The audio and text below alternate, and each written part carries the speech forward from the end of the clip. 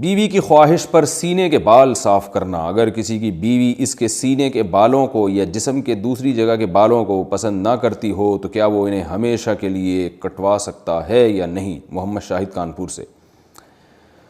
مرد جو ہے نا، سینے کے بال یا کہیں اور جسم میں جو ٹانگوں واگوں کے بال ہوتے ہیں، یہ تو مردوں کے ہوتے ہی ہیں، اور ہم نے کبھی نہیں دیکھا صدیوں تک مردوں نے ان کو کاٹنے کی کوشش کی، اور کبھی بھی نہیں. اب مردوں میں رواج چل پڑا ان بالوں کو کاٹنے کا.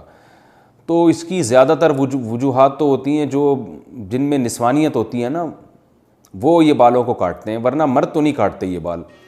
تو ہمیشہ سے رکھتے ہی آئے ہیں. جو اللہ نے قدرتی طور پہ مردوں کو سینے پہ بال دیے ہیں یا ٹانگوں پہ بال دیے ہیں، تو وہ خواتین کی طرح وہ بھی شروع ہو گئے ہیں آج کل بالوں کو صاف کرنا. تو پتہ نہیں کیا مقصد ہے ان کا. بعض مرد یہ کہتے ہیں کہ ہمارے سینے کے بال اتنے زیادہ بڑے ہو جاتے ہیں کہ اس میں پسینہ جم جاتا ہے، بدبو آتی ہے، تو بھائی روز نہا لیا کرو. لیکن بہرحال ان بالوں کے کاٹنے یا نہ کاٹنے کے بارے میں ہمارے پاس شریعت میں کوئی واضح حدیث یا قرآن کی آیت موجود نہیں ہے. اتنی بات ہے کہ تغییر خلق اللہ، اللہ کی تخلیق کو بگاڑنا یہ حرام ہے. تو کوئی مرد اگر نسوانیت کے لیے، عورت بننے کے لیے، کہ میں لیڈیز تھوڑا ذرا سا ایسا چمکتا ہوا نظر آؤں، تو اس طرح عورت بننے کے لیے وہ یہ کام کرتا ہے. یعنی عورت تو نہیں بن سکتا، یعنی عورتوں کی تو نیت یہ ہوتی ہے نا کہ جو ہے وہ خوبصورت بننا. تو مرد اگر یہ کام خوبصورتی کے لیے کر رہا ہے کہ میں دیکھنے میں عورت جیسا نظر آؤں، خوبصورتی سے مراد نسوانیت والی خوبصورتی، تو پھر تو یہ بالکل حرام ہے.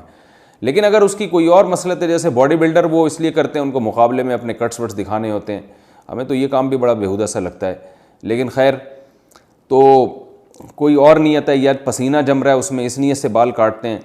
تو ان کی بیگم کی خواہش ہے کہ بال کاٹو، تو شاید ان کو بدبو آتی ہے ان بالوں سے. تو اگر کوئی معقول وجہ ہے تو کاٹنے میں کوئی حرج نہیں ہے. لیکن میرا خیال ہے کہ یہ کام اتنا مزیدار ہے نہیں، پسندیدہ کام ہے نہیں، کیونکہ اس کا رواج جب مردوں میں آئے گا تو اور نسوانیت پھیلے گی. اس سے جائز ہے ان تمام تفصیلات کی روشنی میں، لیکن بہتر نہیں ہے. جو چیز جس طرح صدیوں سے چلی آ رہی ہے اس کو چلنے دیں. ہاں، اگر سینے کے بال بہت بڑے ہوئے ہیں اور بیوی کو اس سے تکلیف ہوتی ہے تو پھر ایک الگ بات ہے، اس کو کاٹ سکتے ہیں.